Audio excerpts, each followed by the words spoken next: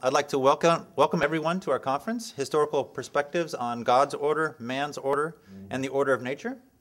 I'm pleased that such distinguished scholars have traveled from far and wide to deliver talks on the conference topic, and also that so many have joined us for the event. I look forward to stimulating and interesting discussions over the next 3 days. Let me just say a few words about the topic of the conference before asking Eleonora Montuschi and Nancy Cartwright to say something about the larger project of which this conference is a part. And after that, we can begin with our first session. This conference is devoted to an exploration of the notions of natural, moral, and divine orders in the medieval and modern period, which has, in many ways, shaped our thinking today. Though there are obviously different ways of approaching these notions, one straightforward way concerns whether there are laws that impose order on the world, and if so, whether those laws are grounded in God, in man, or in the powers of things, or in some combination thereof. Since these issues were foremost in the minds of the most sophisticated and interesting figures of the medieval and modern world, any attempt at getting clear about these notions today is well served by taking note of what the different options are and what motivations can lead to each of these different options. This will, it is hoped, provide a kind of orientation of our thinking today. Let me conclude with a few notes about logistics and then a couple final remarks. First, one quick note about microphones.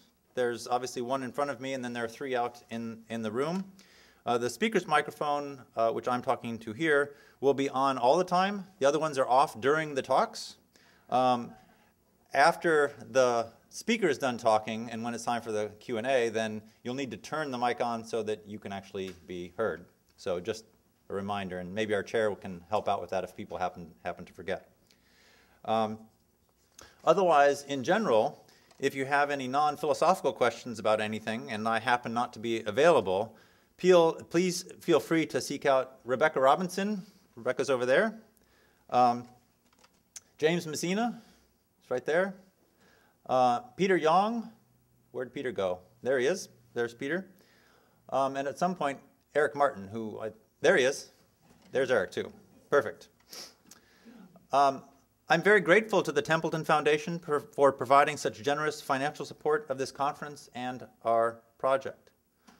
Finally, Nancy and I would like to dedicate the conference to the memory of Father Ernan McMullen of the University of Notre Dame, who passed away last month. In addition to being a towering figure in the history and philosophy of science for over 5 decades, with extraordinary breadth of expertise and depth of insight, he was a teacher of mine in graduate school as well as a member of my dissertation committee. He was also a close personal friend of Nancy's and Eleonora's. Indeed, I know that many of us here today will have had similarly long-lasting and close connections with Ernan. He will be missed. So Nancy, would you like to say a word? Nancy, can you go up to the podium so that... Eleanor, you should go first. Or Eleanor. Say some personal thank yous.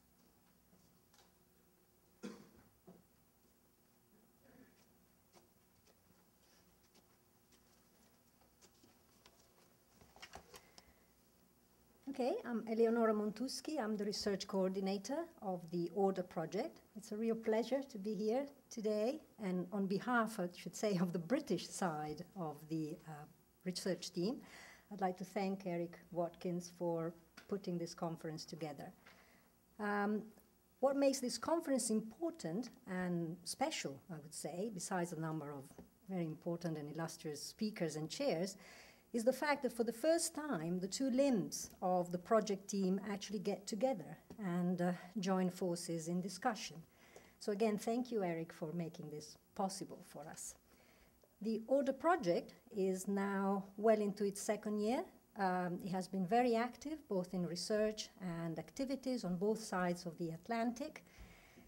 The aim of the project, for those of you who are not familiar with what we do, is to investigate the concept of natural order as described both by modern and contemporary science and by natural theology. In particular, we intend to analyze critically the relation and the connections between the modern conception of natural law and the idea of perfection as emanating from God's plan. We also intend to see what the challenges of contemporary science to the idea of natural order entail for well-established views of God, of nature, and of man. Now, in view of pursuing these aims, our research is inevitably multidisciplinary. So it cuts across the fields of philosophy, philosophy of science, metaphysics, history of science, history of philosophy, theology. So it is a particularly ambitious kind of project, and not only because it intends to bring different fields and perspectives to bear on the one topic, but also because it intends to create the conditions for a real dialogue among all these fields. And this is far from being inevitable or easy. So I have no doubt that the present conference will prove that this way of proceeding is actually both possible and very fruitful. I'm looking forward to the discussion, and thank you, Eric, again. Thank you.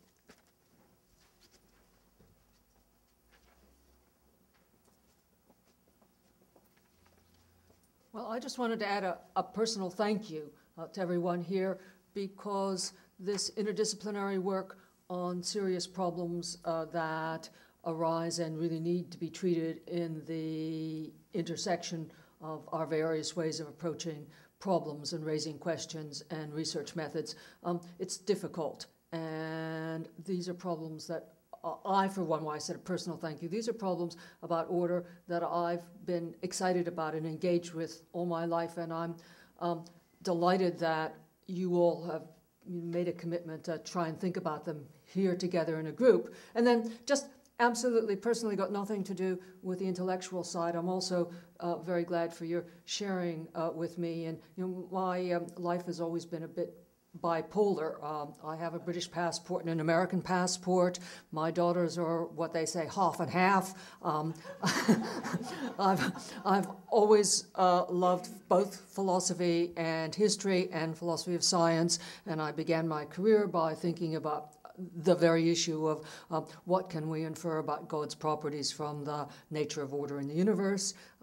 And so it's a personal treat for me that we have this project that brings together both the sort of intellectual questions that I've thought were important among many intellectual questions, but it's also sort of brought together these various aspects of my life. So it's a personal favor you've done, as well as engaging in what I hope you too will find a really exciting intellectual project. And thanks again to everyone who's done the organizing, which is mostly Eric and Peter and James, then Susan Winchester here has done a lot, and Rebecca is always organizing us and has done a terrific job. So thanks to all, and particularly to the Templeton Foundation for supporting a project and staying hands off, letting us do what we need to do.